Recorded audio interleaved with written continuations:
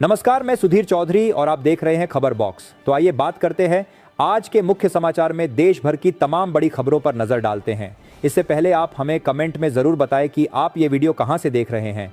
अगर आपने अभी तक इस वीडियो को लाइक नहीं किया है तो लाइक करके चैनल को सब्सक्राइब जरूर करें। भारत सरकार चीन से आने वाले सस्ते स्टील आयातों की बढ़ती संख्या को रोकने के लिए कुछ स्टील प्रोडक्ट्स पर टैरिफ लगाने पर विचार कर रही है। इससे पहले डीजीटीआर ने अगस्त 2025 में भारत ने कुछ इस्पात उत्पादों के आयात पर 3 साल के लिए 11% से 12% का आयात शुल्क लगाने की सिफारिश की थी। केंद्र सरकार ने सुप्रीम कोर्ट को बताया है कि ऑनलाइन मनी गेम्स पर प्रतिबंध इसलिए लगाया गया क्योंकि इनके जरिए मनी लॉन्ड्रिंग और आतंकवाद को फंडिंग की जाती है। सरकार ने कहा कि ऐसे कई सबूत मिले हैं जो इन गेम्स का संबंध टेरर फंडिंग और राष्ट्रीय सुरक्षा के लिए खतरे से जोड़ते हैं। संदिग्ध लेनदेन और फर्जी खातों के माध्यम से पैसा देश से बाहर भेजा जाता है, जिससे देश की अखंडता को खतरा है। उत्तर प्रदेश में एकल और शिक्षक विहीन स्कूलों में अध्यापकों की तैनाती जल्द होगी। इसके लिए एक कमेटी गठित की गई है जो अध्यापकों की आवश्यकता का आकलन कर योग्य शिक्षकों का चयन करेगी। इस कदम से राज्य की शिक्षा व्यवस्था में सुधार की उम्मीद है और छात्रों को बेहतर शिक्षा प्राप्त होगी। आगरा में राज्य कर विभाग के प्रमुख सचिव ने एसजीएसटी अधिकारियों को हर महीने 100 करोड़ रुपए का बकाया वसूलने का लक्ष्य दिया है। कर जमा न करने वाले कारोबारियों की संपत्ति जब्त करने और फर्जी आईटीसी क्लेम करने वाली फर्मों के खिलाफ सख्त कार्रवाई के निर्देश दिए गए हैं। विभाग ने हाल ही में 35 करोड़ 17 फर्में पकड़ी हैं। दिल्ली से पूर्व की ओर जाने वाली ट्रेनें घंटों देरी से चल रही हैं, जिससे यात्रियों को परेशानी हो रही है। कई ट्रेनों के प्रस्थान समय में बदलाव किया गया है। नई Delhi Hasanpur road, Anand Vihar terminal Purnia court और Anand Vihar terminal new Jalpaiguri superfast express जैसी ट्रेनें देरी से रवाना होंगी। लोकल ट्रेनें भी प्रभावित हैं, जिससे दैनिक यात्रियों को दिक्कत हो रही है। प्रधानमंत्री नरेंद्र मोदी ने संविधान दिवस पर देशवासियों को पत्र लिखा। उन्होंने संविधान के प्रति अपनी श्रद्धा व्यक्त की और अपने राजनीतिक जीवन के अनुभवों को साझा किया। मोदी ने कहा कि संविधान की शक्ति ने उन्हें एक साधारण पृष्ठभूमि से आने वाले व्यक्ति को लंबे समय तक सरकार का नेतृत्व करने का अवसर दिया। तापमान में गिरावट के कारण ठंड बढ़ गई है, जिससे लोग घरों में दुबकने को मजबूर हो गए हैं। आने वाले महीने में शीतलहर का प्रकोप बढ़ने की आशंका है। ठंड से बचने के लिए लोग घरों में हीटर और गर्म कपड़ों का सहारा ले रहे हैं। बाजारों में भी गर्म कपड़ों की मांग बढ़ गई है। वाराणसी में इलेक्ट्रिक बसों के संचालन के लिए कैंट बस स्टेशन पर 2 चार्जिंग स्टेशन बनाए जाएंगे। परिवहन निगम जल्द ही वाराणसी प्रयागराज रूट पर इलेक्ट्रिक बस सेवा शुरू करेगा। पहले चरण में प्रयागराज परिक्षेत्र को 22 बसें आवंटित की गई हैं। इलेक्ट्रिक बसों 22 का परीक्षण सफल रहा है और ये प्रदूषण मुक्त परिवहन का एक बेहतर विकल्प है। गाजियाबाद में कैंसर की दवाओं की चोरी के मामले में पुलिस अब सीजीएचएस स्टोर और दवा वितरण नेटवर्क की जांच कर रही है। संदेह है कि अस्पतालों के कर्मचारी और निजी एजेंसियां इसमें शामिल हैं। मुख्य आरोपी विश्वास त्यागी महंगी दवाएं चोरी करके बेच रहा था। विभागीय लापरवाही के कारण किसी ने शिकायत दर्ज नहीं कराई। पुलिस रिकॉर्ड और स्टॉक का मिलान कर रही है और निजी एजेंसियों की भूमिका की जांच कर रही है। पूर्वोत्तर रेलवे को जल्द ही स्लीपर वंदे भारत ट्रेन की सौगात मिलने वाली है। यह semi high speed train Banaras Prayagraj Rambagh के रास्ते पटना से दिल्ली के बीच चल सकती है। गोरखपुर से दिल्ली के बीच स्लीपर वंदे भारत चलाने का प्रस्ताव है। रेलवे मंत्रालय दिसंबर 2025 से स्लीपर वंदे भारत चलाने की तैयारी में है, जो राजधानी एक्सप्रेस से बेहतर होगी। इसमें यात्रियों को कई आधुनिक सुविधाएं मिलेंगी। अयोध्या में राम मंदिर के ध्वजारोहण के दिन अखिलेश यादव की एक पोस्ट चर्चा में है। उन्होंने इटावा में केदारेश्वर महादेव मंदिर के पूरा होने पर अन्य मंदिरों के दर्शन करने का संकल्प जताया। उनकी इस पोस्ट को राम मंदिर से जोड़कर देखा जा रहा है। अखिलेश ने भाजपा सरकार पर अराजकता फैलाने और किसानों की समस्याओं की अनदेखी करने का आरोप लगाया है। केंद्र सरकार ने उज्ज्वला योजना की वेबसाइट 19 महीने बाद फिर से खोली है, जिससे गरीबी रेखा से नीचे जीवन यापन करने वाले परिवारों को लाभ मिलेगा। देहरादून जिले में वर्तमान में 54,000 परिवार इस योजना का लाभ उठा रहे हैं। योजना के लिए कुछ पात्रता मानदंड निर्धारित किए गए हैं, जैसे कि मासिक आय 10,000 रुपए से कम होनी चाहिए और परिवार का कोई सदस्य सरकारी नौकरी में नहीं होना चाहिए। गलत जानकारी देने पर कानूनी कार्रवाई की जाएगी। उत्तर प्रदेश सरकार राज्य में खाद्य प्रसंस्करण उद्योग को बढ़ावा देने के लिए गांवों तक इकाइयों की स्थापना करने जा रही है। हर जिले में 1,000 से अधिक इकाइयां स्थापित करने का लक्ष्य है, जिसके लिए सरकार खाद्य प्रसंस्करण उद्योग नीति 2023 और पीएमएफएमई जैसी योजनाओं के तहत वित्तीय सहायता और प्रशिक्षण प्रदान करेगी। इसका उद्देश्य कृषि उपज का मूल्य संवर्धन करना और ग्रामीण क्षेत्रों में रोजगार के अवसर पैदा करना है। कांग्रेस पार्टी 27 नवंबर को दिल्ली में बिहार चुनाव में मिली हार की समीक्षा करेगी। सभी 61 उम्मीदवार अपने क्षेत्र की रिपोर्ट पेश करेंगे। बैठक में हार के कारणों पर मंथन होगा और भविष्य की रणनीति पर विचार किया जाएगा ताकि 2025 के बिहार चुनाव में बेहतर प्रदर्शन किया जा सके। जम्मू का घराना वेटलैंड प्रवासी पक्षियों के आगमन से गुलजार हो रहा है। पक्षी यहां आकर क्रीड़ा कर रहे हैं, जिससे क्षेत्र में उत्साह का माहौल है। अधिकारियों के अनुसार दिसंबर में और अधिक पक्षियों के आने की संभावना है, जिससे इस क्षेत्र की सुंदरता और बढ़ेगी। वन विभाग ने इन मेहमानों की सुरक्षा के लिए विशेष प्रबंध किए हैं। प्रधानमंत्री नरेंद्र मोदी बुधवार को हैदराबाद स्थित GMR aerospace and industrial park में सफरान एयरक्राफ्ट इंजन सर्विसेज इंडिया की अत्याधुनिक सुविधा का उद्घाटन करेंगे। पीएम मोदी बुधवार को सुबह 10 बजे होने वाले इस कार्यक्रम से वीडियो कॉन्फ्रेंसिंग के जरिए जुड़ेंगे। यूक्रेनी राष्ट्रपति वोलोदिमीर जेलेंस्की ने कहा है कि यूक्रेन शांति समझौते पर आगे बढ़ने के लिए तैयार है। उन्होंने कहा कि वह संवेदनशील मुद्दों पर ट्रंप से बातचीत करेंगे। साथ ही उन्होंने कहा कि इस बातचीत में यूरोपियन सहयोगी भी शामिल होने चाहिए। उधर ट्रंप ने कहा है कि हम यूक्रेन मामले पर समाधान के बहुत करीब पहुंच गए हैं। रामनगर विधायक इकबाल हुसैन ने कहा कि सभी लोग हाईकमान के फैसले का पालन करेंगे। साथ ही उन्होंने शिव कुमार की पदोन्नति पर विश्वास जताया। उन्होंने कहा कि मैं हमेशा उस बयान पर कायम हूं, 200% वह जल्द ही मुख्यमंत्री बनेंगे। आलाकमान फैसला करेगा। बांग्लादेश की अपदस्थ प्रधानमंत्री शेख हसीना की पार्टी अवामी लीग ने मंगलवार को अंतरिम सरकार के प्रमुख मोहम्मद यूनुस के इस्तीफे की मांग को लेकर राष्ट्रव्यापी प्रदर्शन की घोषणा की। देश भर में विरोध प्रदर्शन 30 नवंबर तक किए जाएंगे। बंगाल के उत्तर 24 परगना जिले के बारासात में मंगलवार शाम को उस समय हंगामा खड़ा हो गया जब कोलकाता वापस लौट रही मुख्यमंत्री ममता बनर्जी का काफिला प्रदर्शनकारियों द्वारा रोक दिया गया। कर्नाटक कांग्रेस में मुख्यमंत्री पद को लेकर खींचतान जारी है। सिद्धारमैया मुख्यमंत्री बने रहेंगे या बदलाव होगा, इस पर अटकलें लगाई जा रही हैं। कांग्रेस अध्यक्ष मल्लिकार्जुन खड़गे ने कहा है कि वे सोनिया गांधी और राहुल गांधी के साथ मिलकर जल्द ही इस समस्या का समाधान निकालेंगे। उन्होंने 1 दिसंबर तक समाधान निकालने का आश्वासन दिया है।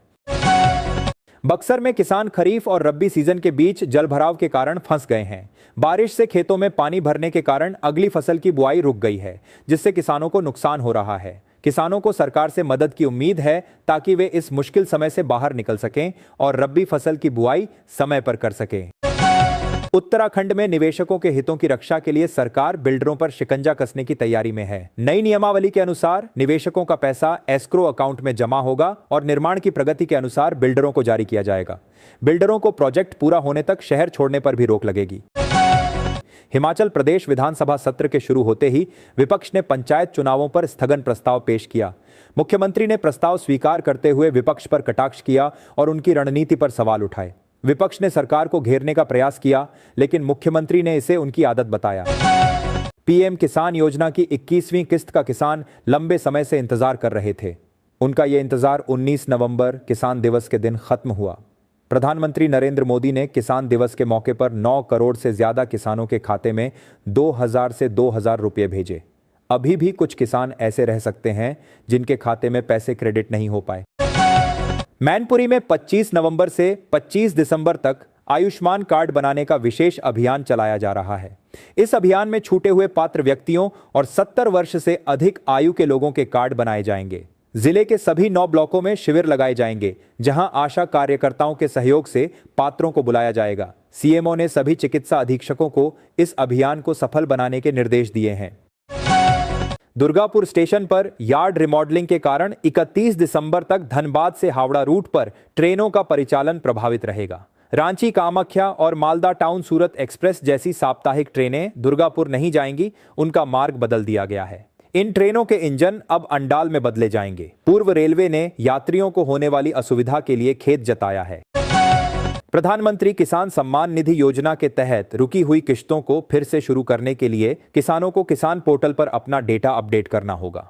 आधार नंबर और बैंक खाते की जानकारी को अपडेट करके किसान अपनी रुकी हुई किश्तों को प्राप्त कर सकते हैं। समस्या होने पर हेल्पलाइन नंबर पर संपर्क करें। संविधान दिवस पर मुख्यमंत्री योगी आदित्यनाथ ने कहा कि संविधान अधिकारों के साथ कर्तव्यों का भी ग्रंथ है। उन्होंने नागरिकों से विकसित भारत 2047 के लिए पंच प्रण अपनाने का आग्रह किया। उप मुख्यमंत्री केशव मौर्य ने संविधान विरोधियों को माफ न करने की बात कही। कार्यक्रम में संविधान निर्माण से जुड़ी लघु फिल्म भी दिखाई गई। सरकार ने बिजली बिलों पर बकाया राशि वसूलने के लिए एक नई योजना शुरू की है। इस योजना में उपभोक्ताओं को ब्याज पर 100% तक की छूट मिलेगी। साथ ही किश्तों में भुगतान करने का विकल्प भी उपलब्ध है।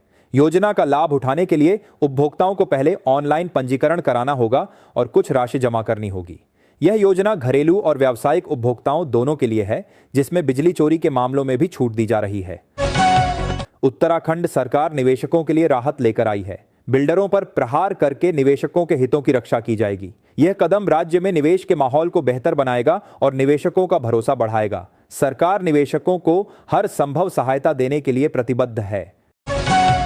कांग्रेस सांसद शशि थरूर ने पीएम मोदी के भाषण की सराहना पर पार्टी की आलोचना के बाद सफाई दी है। उन्होंने कहा कि उनकी टिप्पणी को गलत समझा गया।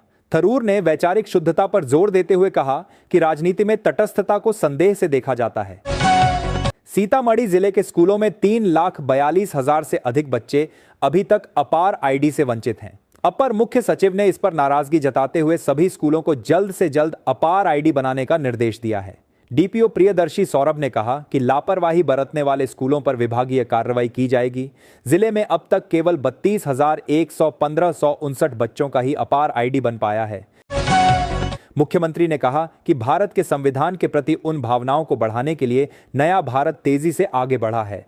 विरासत के सम्मान से लेकर गुलामी की मानसिकता को समाप्त करना, सैनिकों वर्दीधारी फोर्स को सम्मान देने, सामाजिक एकता और समता के लिए कार्य करने के साथ ही नागरिक कर्तव्य भी महत्वपूर्ण है। उन्नाव के शहीद चंद्रशेखर आजाद पक्षी अभयारण्य में जल्द ही पर्यटकों को रात के जंगल का नजारा भी देखने को मिलेगा। राज्य में इको पर्यटन को बढ़ावा देने के लिए इको पर्यटन विकास बोर्ड पक्षी अभयारण्य में AR/VR डोम की सुविधा उपलब्ध कराने की तैयारी कर रहा है। जम्मू कश्मीर के मुख्यमंत्री उमर अब्दुल्ला ने वैष्णो देवी मेडिकल कॉलेज के छात्रों के विवाद पर चिंता जताई है। उन्होंने पूछा कि अगर छात्र कट्टरपंथी बनते हैं तो कौन जिम्मेदार होगा। अब्दुल्ला ने पहले भी इस मुद्दे पर प्रतिक्रिया दी थी और प्रशासन से कार्रवाई करने का आग्रह किया था। फरीदाबाद में बिजली निगम ने बिजली चोरी के खिलाफ अभियान तेज कर दिया है। अलग अलग टीमों ने छापेमारी कर 28 जगहों पर बिजली चोरी पकड़ी और 17 लाख रुपए का जुर्माना लगाया। सबसे ज्यादा चोरी सेक्टर 3, राजीव कॉलोनी और अन्य क्षेत्रों में हुई। बिजली मंत्री के आदेश पर यह अभियान तेज किया गया है और बकायादारों पर भी कार्रवाई 17 लाख रुपए का जुर्माना लगाया। अमेरिका के H-1B वीजा कार्यक्रम पर धोखाधड़ी के आरोप लगे हैं। एक अर्थशास्त्री का दावा है कि चेन्नई को पूरे भारत से ज्यादा वीजा मिले। पूर्व अमेरिकी प्रतिनिधि डेव ब्रैट ने कहा कि H-1B वीजा की राष्ट्रीय सीमा 85,000 है, जबकि चेन्नई को 2,20,000 वीजा मिले। उन्होंने इसे अमेरिकी श्रमिकों के लिए खतरा बताया। एक पूर्व राजनयिक ने भी वीजा में धोखाधड़ी का दावा किया है। 26 नवंबर मुंबई हमले में आतंकवादियों ने होटल ताज को बड़ा नुकसान पहुंचाया था। 3 दिन तक चली मुठभेड़ के बाद जब आतंकी मारे गए तो इसके बाद होटल के रेनोवेशन का काम शुरू हुआ और इसे पूरा होने में 21 महीने लगे। दिवंगत रतन टाटा ने समूह की 100 साल पुरानी इस हेरिटेज होटल के पुनर्निर्माण पर $38 मिलियन खर्च किए। हरियाणा के चौधरी रणबीर सिंह विश्वविद्यालय में चुनाव से पहले शुरू हुई भर्ती प्रक्रिया पर लगी रोक हटा दी गई है। विश्वविद्यालय प्रशासन जल्द ही इस प्रक्रिया को आगे बढ़ाएगा, जिससे खाली पदों को भरने में मदद मिलेगी और उम्मीदवारों को राहत मिलेगी। बसपा प्रमुख मायावती ने संविधान दिवस पर केंद्र और राज्य सरकारों को ईमानदारी से काम करने की सलाह दी है। उन्होंने संविधान के उद्देश्यों को पूरा करने की आवश्यकता पर बल दिया। मायावती ने बाबा साहेब डॉ. भीमराव आंबेडकर को श्रद्धांजलि अर्पित करते हुए सरकारों से जनता की अपेक्षाओं को पूरा करने का आग्रह किया। उन्होंने सरकारों से संविधान के समतामूलक और कल्याणकारी उद्देश्यों पर ध्यान देने को कहा। आजकल युवा पीढ़ी नशे की गिरफ्त में फंसती जा रही है। खासकर ब्राउन शुगर जैसे नशों की लत उन्हें अपराध की ओर धकेल रही है। नशे की पूर्ति के लिए एक युवक ने अपनी मां की कान की बाली बेच दी तो दूसरे ने मोबाइल गिरवी रख दिया। परिवारों में चिंता का माहौल है और नशा मुक्ति केंद्रों की आवश्यकता महसूस हो रही है। युवाओं को नशे के दुष्प्रभावों के बारे में जागरूक करना जरूरी है। बिजली विभाग के मुख्य अभियंता समेत 3 इंजीनियरों की मुश्किलें बढ़ सकती हैं क्योंकि जांच कमेटी ने अभी तक अपनी जांच पूरी नहीं की है। इस वजह से इन इंजीनियरों पर कार्रवाई की तलवार लटक रही है और उन पर संकट बना हुआ है। जांच में देरी के कारण मामला अटका हुआ है। दिल्ली की एक अदालत ने राबड़ी देवी की याचिका पर सीबीआई से जवाब मांगा है, जिसमें आईआरसीटीसी होटल घोटाला मामले को दूसरे जज के पास भेजने का अनुरोध किया गया है। अदालत ने सुनवाई पर रोक लगाने से इनकार कर दिया। राबड़ी देवी ने निष्पक्ष न्याय न मिलने की आशंका जताई है। मामले की अगली सुनवाई 6 दिसंबर को होगी। ओडिशा में मुख्यमंत्री मोहन चरण मांझी ने 7,293 युवाओं को नियुक्ति पत्र सौंपे। उन्होंने राज्य में 1.5 लाख लोगों को रोजगार देने की सरकार की प्रतिबद्धता दोहराई। यह कदम ओडिशा के युवाओं के लिए एक महत्वपूर्ण अवसर है, जिससे राज्य में रोजगार के अवसर बढ़ेंगे। सरकार युवाओं को सशक्त बनाने के लिए प्रयासरत है। मुख्य सचिव डुल्लू ने बिजली चोरी रोकने और फीडर आधारित बिलिंग में लापरवाही पर अधिकारियों को चेतावनी दी है। उन्होंने बिजली वितरण प्रणाली में सुधार और राजस्व संग्रह बढ़ाने पर जोर दिया। डुल्लू ने फीडर आधारित बिलिंग को प्रभावी ढंग से लागू करने और लापरवाही पाए जाने पर सख्त कार्रवाई की चेतावनी दी है। लखनऊ में पंडित धीरेन्द्र कृष्ण शास्त्री की हनुमंत कथा से गुंजायमान होने वाला है। यह ऐतिहासिक कार्यक्रम वर्ष 2026 में आयोजित किया जाएगा। इस कथा के आयोजन को लेकर भक्तों में अभी से उत्साह का माहौल है और तैयारियां शुरू हो चुकी हैं। यह आयोजन लखनऊ के धार्मिक परिदृश्य को और भी समृद्ध करेगा। राज्यपाल आनंदीबेन पटेल ने लखनऊ के राजभवन में स्काउट्स एंड गाइड्स के सदस्यों को सम्मानित किया। उन्होंने कहा कि युवाओं को सही दिशा में आगे बढ़ने से ही भारत का विकास संभव है। राज्यपाल ने राष्ट्रीय शिक्षा नीति और एक पेड़ मां के नाम जैसी पहलों की सराहना की। उन्होंने राजभवन द्वारा संचालित विभिन्न सामाजिक कार्यों का भी उल्लेख किया। बाबूलाल मरांडी ने झारखंड में पुलिस और माफिया के गठजोड़ का आरोप लगाते हुए कोयला चोरी की घटनाओं पर चिंता जताई है। उन्होंने इसे राज्य सरकार की विफलता बताया और तत्काल कार्रवाई की मांग की है। वहीं पलटवार करते हुए जेएमएम के विनोद पांडेय ने चुनौती दी कि यदि मरांडी के पास एक भी ठोस सबूत है तो सामने लाएं। सरकार किसी भी निष्पक्ष जांच के लिए पूरी तरह तैयार है। मुख्यमंत्री ने बुधवार को समीक्षा बैठक में कहा कि फोर्स के लिए सभी 6 थानों और 8 यूनिटों में निरीक्षक, उप निरीक्षक, कंप्यूटर ऑपरेटर, आरक्षी सहित आवश्यक मैनपावर की स्थायी तैनाती और विशेष प्रशिक्षण की व्यवस्था शीघ्र पूरी की जाए। 26 नवंबर को शेयर बाजार में आई तेजी के साथ ही रिलायंस इंडस्ट्रीज ने एक और बड़ा रिकॉर्ड बना दिया। दरअसल मुकेश अंबानी के स्वामित्व वाली इस कंपनी का बाजार पूंजीकरण 21 लाख करोड़ रुपए हो गया। बाजार में मजबूत हिस्सेदारी रखने वाली कंपनी का शेयर बीएसई में 1.99% की तेजी के साथ 1,569 रुपए 75 पैसे पर बंद हुआ।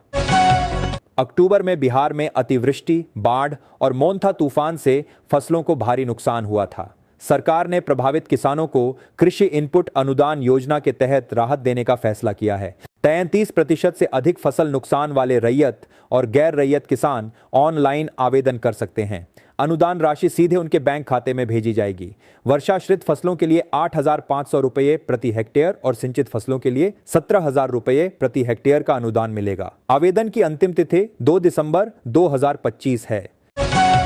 दिल्ली में हर साल की तरह इस बार भी ठंड और प्रदूषण की मार पड़ रही है। चीफ जस्टिस सूर्यकांत ने दिल्ली के जहरीले हवा पर चिंता जताई है। उन्होंने कहा कि उन्हें मॉर्निंग वॉक पर जाने में भी दिक्कत हो रही है। सुप्रीम कोर्ट में वकीलों ने खराब मौसम के कारण वर्चुअल सुनवाई की मांग की है। कोर्ट ने इस पर फैसला लेने से पहले बार के सदस्यों से सलाह लेने की बात कही है।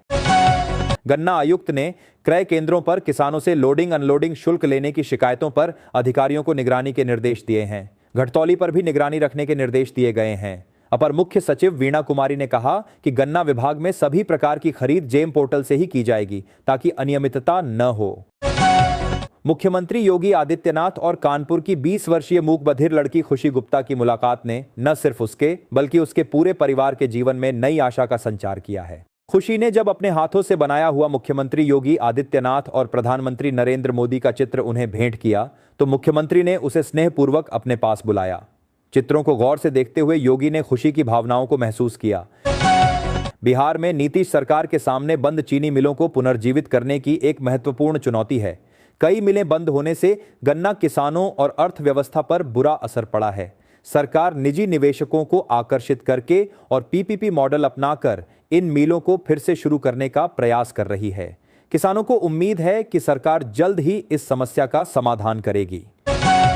UP food and civil supplies inspectors association ने प्रदेश में धान खरीद खत्म करने की साजिश का आरोप लगाया है। मुख्यमंत्री को भेजे पत्र में कहा गया कि यूपी पंजाब की आपूर्ति का केंद्र बन गया है, जहां व्यापारी कम दाम पर धान खरीदकर एमएसपी का लाभ उठाते हैं। बिना गारंटी धान देने से गबन की आशंका है। पिछले साल से 18% कम खरीद हुई है। एसोसिएशन ने धान प्रेषण की व्यवस्था बनाने की मांग की है। अयोध्या में राम मंदिर के बाद बंगाल की मुख्यमंत्री ममता बनर्जी ने कोलकाता में दुर्गा मंदिर बनाने की घोषणा की है। भाजपा नेता रूपा गांगुली ने इसे ममता की बांटो और राज करो की नीति बताते हुए हिंदू और मुसलमानों को प्रभावित करने का आरोप लगाया है। टीएमसी विधायक हुमायूं कबीर द्वारा मस्जिद निर्माण की घोषणा के बाद यह विवाद और बढ़ गया है। राजनीतिक पंडित इसे हिंदू वोटरों को साधने की कोशिश मान रहे हैं। धीरे धीरे मौसम बदल रहा है। सर्दी धीमी गति से दस्तक दे रही है, जिसे देखते हुए प्रशासन ने एडवाइजरी जारी की है। न सिर्फ लोगों को मौसम के बारे में जानकारी रखने के लिए कहा गया है, बल्कि कोयले की अंगीठी व हीटर आदि का प्रयोग सावधानी पूर्वक करने की सलाह दी है। कमरे में हवा का आवागमन बनाए रखने के लिए लोगों को चेताया है, ताकि जहरीला धुआं जमा न हो। शिक्षा विभाग ने नियोजित शिक्षकों के लिए एक महत्वपूर्ण आदेश जारी किया है, जिसके अनुसार उनकी पूर्व सेवा को प्रोन्नति में गिना जाएगा। यह निर्णय 9 सितंबर 2025 को गठित समिति की सिफारिश पर आधारित है। इससे हजारों शिक्षकों को लाभ मिलेगा जो पदोन्नति का इंतजार कर रहे हैं। यह आदेश तत्काल प्रभाव से लागू हो गया है, लेकिन प्रोन्नति रिक्तियों और विभागीय नीतियों के अधीन होगी। कांग्रेस की बिहार चुनाव में हार की समीक्षा के लिए दिल्ली में 61 उम्मीदवारों से रिपोर्ट ली जाएगी। नेताओं ने बूथ स्तर की विफलता, गठबंधन की कमजोरी और पार्टी कैडर की निष्क्रियता का जिक्र किया है। केंद्रीय नेतृत्व जवाबदेही तय करने पर जोर दे रहा है। बागी नेता भी दिल्ली पहुंचे हैं। वे टिकटों की खरीद बिक्री जैसे मुद्दे उठा सकते हैं। बैठक से पार्टी की भविष्य की दिशा तय होने की उम्मीद है। बिहार में राशन कार्ड से वंचित लोगों के लिए खुशखबरी है। खाद्य एवं उपभोक्ता संरक्षण विभाग के प्रधान सचिव ने अधिकारियों को निर्देश दिए हैं कि वे यह सुनिश्चित करें कि कोई भी पात्र व्यक्ति राशन कार्ड से वंचित न रहे। मथुरा में जिला प्रशासन और कृषि विभाग की सख्ती के कारण पराली जलाने की घटनाओं पर लगाम लगी है। पिछले 10 दिनों में पराली जलाने का कोई नया मामला सामने नहीं आया है। 16 नवंबर को सैटेलाइट के माध्यम से 118 घटनाएं चिन्हित की गई थीं, जिनमें अब कोई वृद्धि नहीं हुई है। समस्तीपुर जिले में मनरेगा के तहत मजदूरों के ई-केवाईसी की प्रक्रिया धीमी गति से चल रही है, जिसमें अब तक केवल 24% कार्य ही पूरा हो पाया है। जिला प्रशासन ने 15 दिसंबर तक इस कार्य को पूरा करने का लक्ष्य रखा है और रोजगार सेवकों को तेजी लाने के निर्देश दिए हैं, ताकि अधिक से अधिक मजदूरों को योजना का लाभ मिल सके। पंजाब सरकार ने अमृतसर, आनंदपुर साहिब और तलवंडी साबो में ई-रिक्शा और बस सेवा मुफ्त करने का फैसला किया है। मुख्यमंत्री भगवंत मान ने कहा कि यह कदम श्रद्धालुओं की सुविधा और गुरु घर के सम्मान के लिए उठाया गया है। इस पहल से धार्मिक स्थलों तक पहुंच आसान होगी और श्रद्धालुओं को बिना किसी परेशानी के यात्रा करने में मदद मिलेगी। सरकार आध्यात्मिक शहरों में सार्वजनिक सुविधाएं बेहतर बनाने के लिए प्रतिबद्ध है। कुंडली के निवासियों को जल्द ही यमुना नदी का स्वच्छ पानी मिलेगा। 48 करोड़ रुपए की लागत से 56 किलोमीटर लंबी पाइपलाइन बिछाई जा रही है। यमुना से प्रतिदिन 10 MLD पानी कुंडली नगर पालिका क्षेत्र में पहुंचाया जाएगा।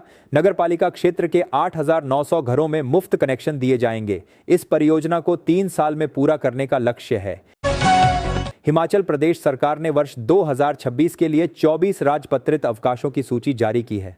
सामान्य प्रशासन विभाग ने इस बारे में अधिसूचना जारी की है। महिला कर्मचारियों के लिए रक्षाबंधन, करवा चौथ और भाई दूज पर 3 विशेष अवकाश घोषित किए गए हैं। जिलों को स्थानीय अवकाश घोषित करने का अधिकार दिया गया है। हिमाचल प्रदेश में पंचायत चुनावों को लेकर राज्य निर्वाचन आयोग पूरी तरह से तैयार है। आयुक्त अनिल खाची ने कहा कि सरकार का सहयोग मिलने पर समय पर चुनाव कराए जा सकते हैं। सीमाओं में बदलाव न करने को लेकर लगाई गई आचार संहिता 12.1 को नहीं हटाया जाएगा। आयोग उच्च न्यायालय में अपना पक्ष मजबूती से रखेगा। प्रदेश में 30 जनवरी से पहले चुनाव होने हैं। लेफ्टिनेंट गवर्नर मनोज सिन्हा ने युवाओं को समाज में बड़े बदलाव लाने के लिए प्रेरित किया। उन्होंने कहा कि युवाओं की निडरता और साहस ही समाज में परिवर्तन ला सकता है। युवा शक्ति समाज का आधार है और उन्हें देश के विकास में सक्रिय भूमिका निभानी चाहिए। सीबीएसई ने सभी संबद्ध स्कूलों में कक्षा 6 से 8 तक कौशल शिक्षा को अनिवार्य कर दिया है। छात्रों को अब वास्तविक जीवन के कौशल सीखने पर ध्यान देना होगा, जैसे पौधों की देखभाल और बुनियादी यांत्रिक कार्य। एनसीईआरटी द्वारा विकसित स्किल बोध श्रृंखला की पुस्तकें लागू की गई हैं, जिसमें छात्रों को विभिन्न कार्य आधारित परियोजनाएं करनी होंगी। मूल्यांकन में पारंपरिक परीक्षाओं के साथ साथ व्यावहारिक कार्यों को भी महत्व दिया जाएगा। कानपुर की मूक बधिर खुशी गुप्ता को सीएम योगी आदित्यनाथ ने सहारा दिया। खुशी द्वारा बनाए चित्र भेंट करने के लिए लखनऊ पहुंचने पर सीएम ने उसे मूक बधिर कॉलेज में शिक्षा, मोबाइल और टैबलेट का आश्वासन दिया। सरकार ने उसके कान के इलाज और परिवार के लिए आवास की व्यवस्था करने का भी वादा किया। इस संवेदनशील पहल ने खुशी के परिवार को नई उम्मीद दी। अखिलेश यादव ने फरहान अख्तर की फिल्म 120 बहादुर देखने के बाद कहा कि इस फिल्म को सभी युवाओं को देखना चाहिए कि कैसे हमारे जांबाजों ने चीन से मातृभूमि की रक्षा की। इस फिल्म ने हमारे तमाम जवान जो जोखिम भरा जीवन जी रहे, उनकी याद दिलाई है। नई पीढ़ी को देखना चाहिए।